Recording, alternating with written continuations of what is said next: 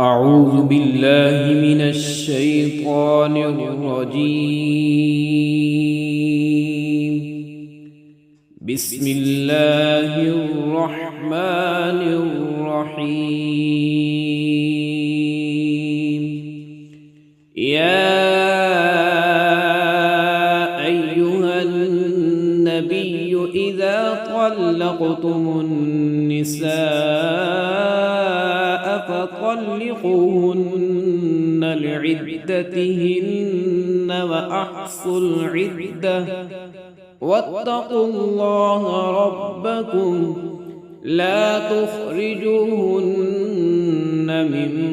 بيوتهن ولا يخرجن إلا أن يأتين بفاحشة مبينة وتلك حدود الله ومن يتعد حدود الله فقد ظلم نفسه لا تدري لعل الله يحدث بعد ذلك أمرا فإذا بلغن أجلهن فأمسكوهن بمعروف أو فارقوهن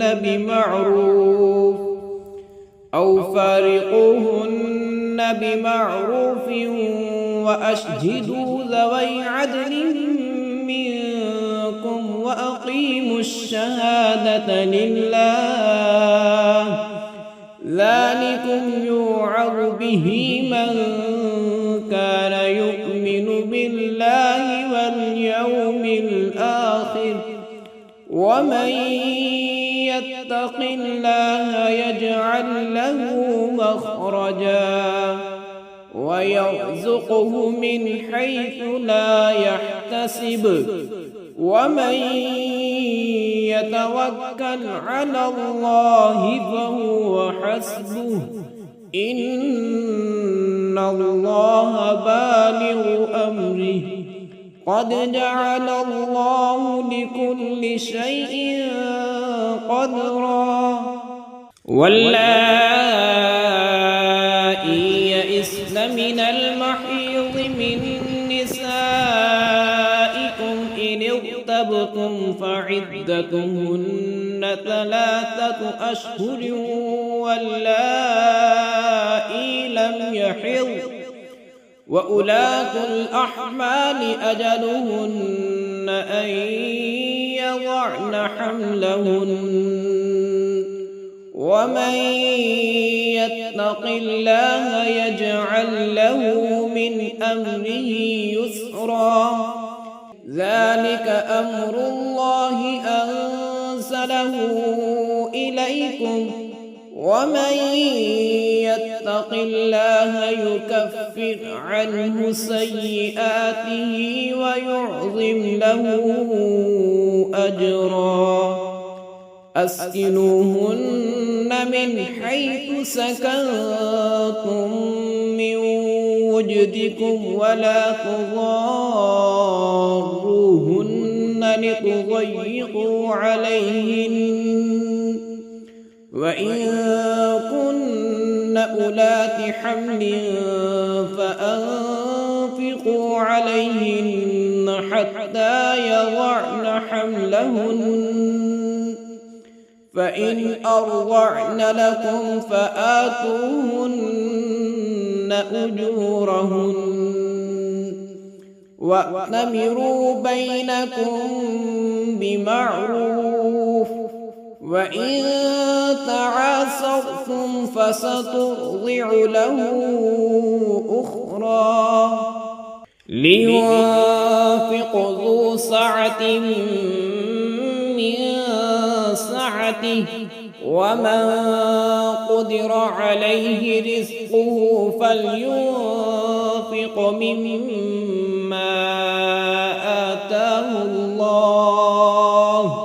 لا يكلف الله نفسا إلا ما آتاها سيجعل الله بعد عسر يسرا وكأين قرية عتت عن أمر ربها ورسله فحاسبناها حسابا شديدا وعذبناها عذابا نكرا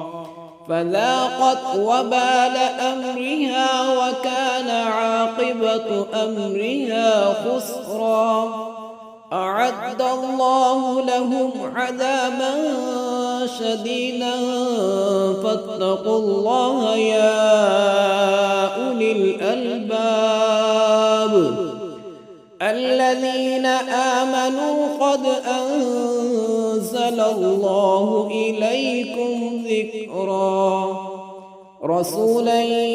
يتلو عليكم آيات الله مبينات ليخرج الذين آمنوا وعملوا الصالحات من الظلمات إلى النور ومن يؤمن بالله ويعمل صالحا يدخله جنات